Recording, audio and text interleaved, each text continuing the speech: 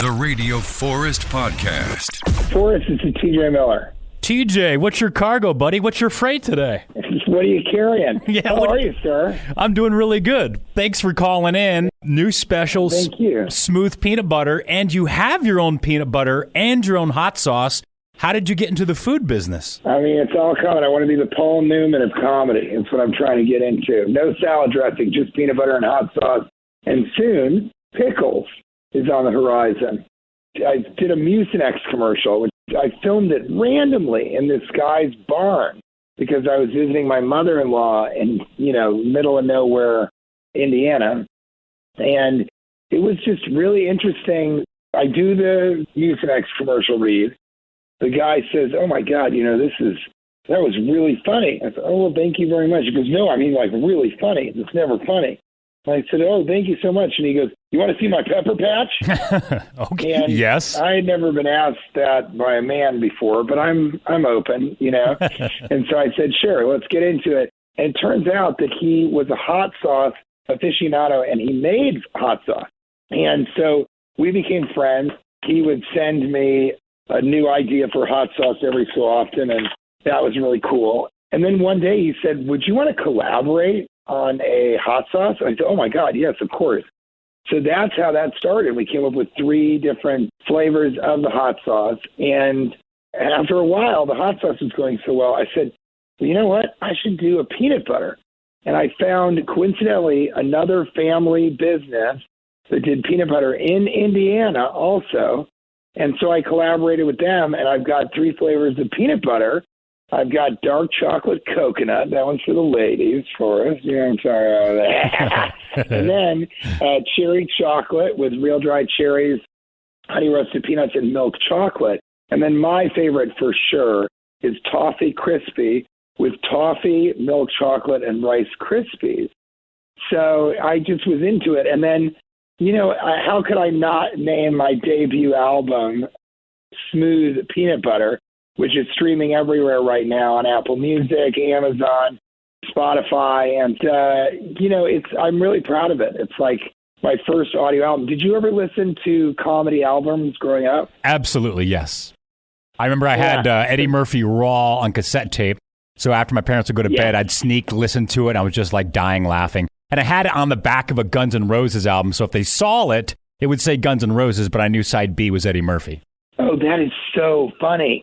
Yeah, I used to put different CDs and cassettes in other sleeves or other cases. Yeah. And that was how I could listen to explicit material. And Eddie Murphy Raw is a great one. I was big into Steve Martin. Oh, that was a good one, too. Let's Get Small, and also Comedy Is Not Pretty. And then I had, Carlin and Pryor and all that kind of stuff. But Woody Allen, his single stand-up album, that and Lenny Bruce and Steve Martin, I would just listen to those on repeat over and over and over again. It was just the best. Well, I probably listened to Carlin more than Murphy. I think Murphy was just like the first one I'd gotten because I couldn't buy it again because it was explicit. So that kind of got handed down to me. And that was, again, explicit material. So if you get your hands on that parental advisory type of content, that was what we were at. Smooth peanut butter, you talk about marriage and making sure the person that you're with for the rest of your life, and it's smooth peanut butter, it's chunky peanut butter. Your wife is an artist, so I want to know, when it comes to decorating the house, is that a battle you lose instantly, or do you have any... I mean, first of all, it's the wife, so they're getting 90% of the say, but then she's artistic on top of that, professionally. I know, and an installation artist, no less. Oh, so then you... And so what she does is in spaces, and she's a designer, and she's a multi-hyphenate polymath and whatever other things you can say about somebody who does it all. But yeah, I mean, let me put it this way: our bookshelves, the books are arranged by color; they're color coordinated rather than alphabetical.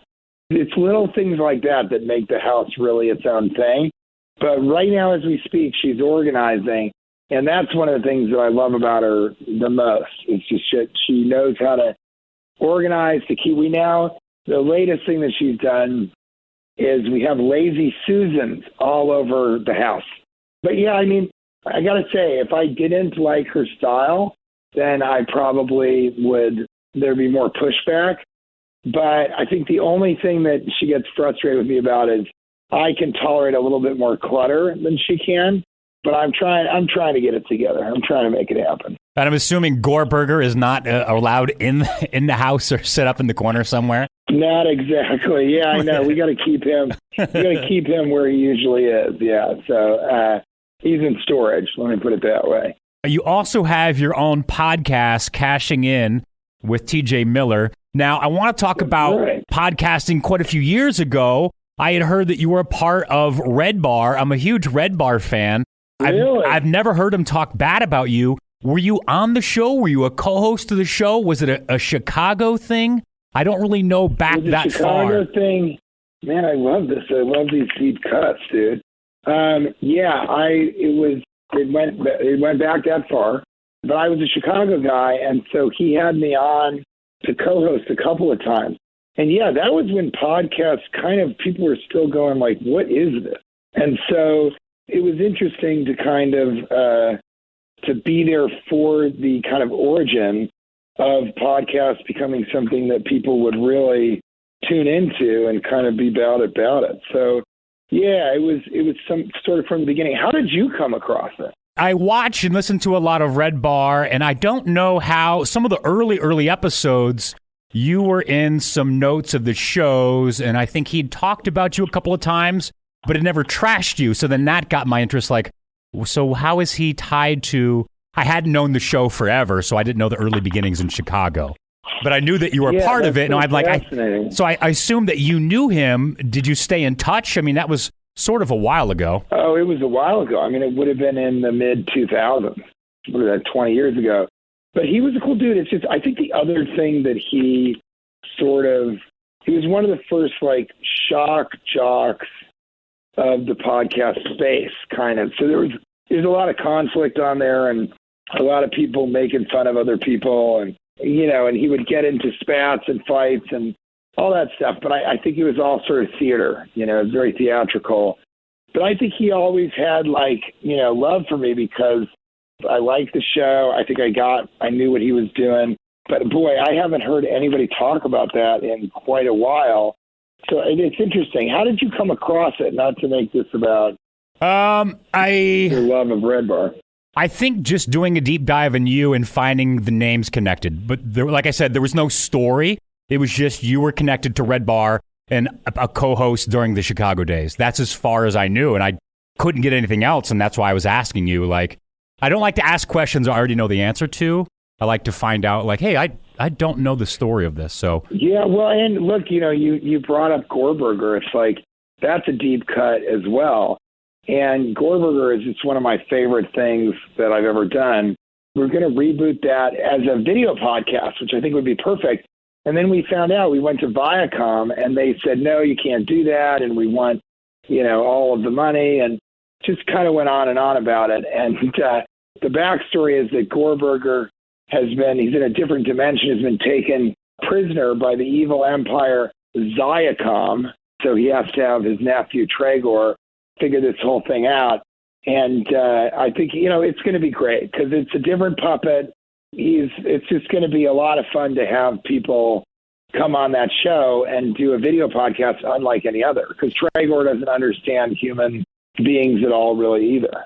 On the original Gorbuger, you had, Jack Black and the Eagles of Death Metal, Flea, Rollins, Snoop. Are you again going to try to get some guests on right away with the reboot of The Nephew? Yes, absolutely. A big part of that is just getting through the same people that we booked all those other incredible guests. It's kind of deciding who would be really funny and fun. But I think Gorbuger to me is so fun, and I'll always love him with all my heart. We're going to do this the right way and do it differently. We're psyched about that, and maybe eventually Viacom will let us have it back. So we'll see.